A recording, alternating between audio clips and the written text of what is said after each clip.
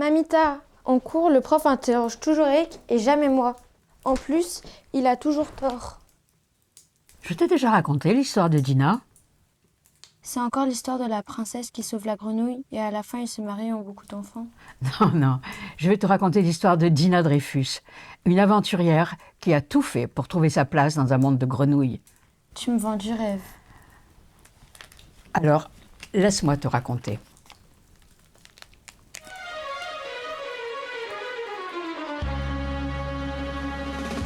Dina est née à Milan le 1er février 1911.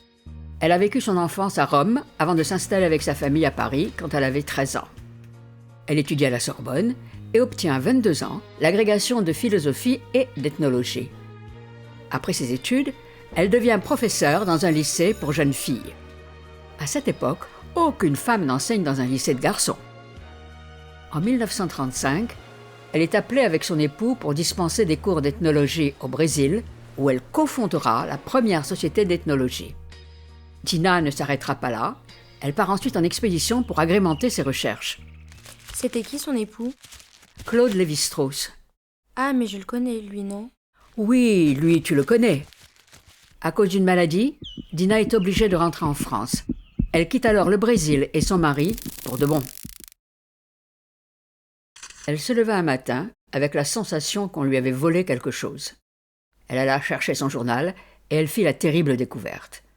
En lettres capitales, on célébrait l'homme qui s'attribuait les recherches de sa vie. Son histoire, ses souvenirs, ses notes. Dans ce récit, sa présence fut effacée. On venait de lui dérober ce qu'elle avait accompli à ses côtés. Dans un monde où elle s'était fait une place, on ne lui laissera jamais porter sa voix. Le nom que l'on retiendra ne sera jamais le sien. Dans l'ombre de son ex-mari, Dina Dreyfus ne résidera jamais dans nos livres. Elle le savait. Pour porter sa voix, elle choisira l'enseignement de la philosophie. Elle racontera ses idées à travers les concepts des autres. Elle avait choisi une discipline, pas la plus simple pour l'époque, et surtout pour une femme.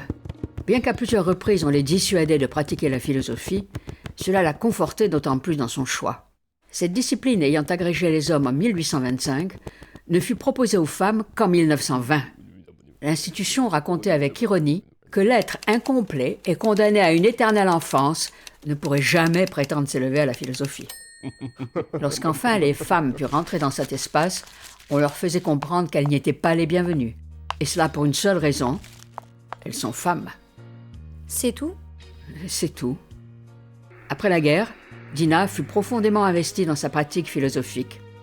Avant elle, d'autres figures s'étaient succédées pour trouver une place et marquer l'histoire de leurs avancées. Mais bizarrement, leur passage n'avait pas fait couler autant d'encre. Dina en était persuadée, des femmes engagées il y en avait eu, et il y en aurait encore.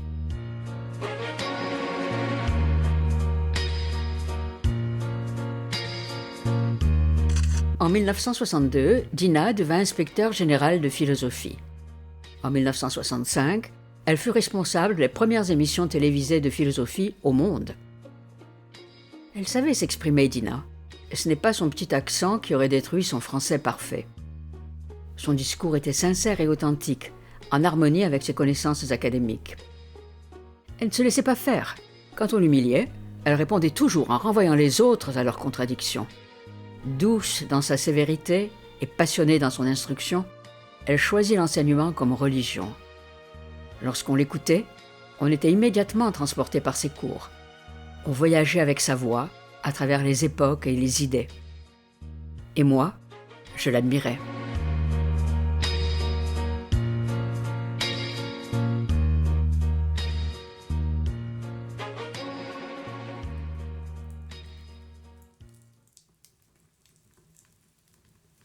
Mais tu la connaissais? C'est à toi de faire partager l'histoire de Dina maintenant. Et lorsque tu le feras, n'oublie pas de le faire avec ta propre voix. Merci, Mamita. This is a man's world. This is a man's world. But it won't be nothing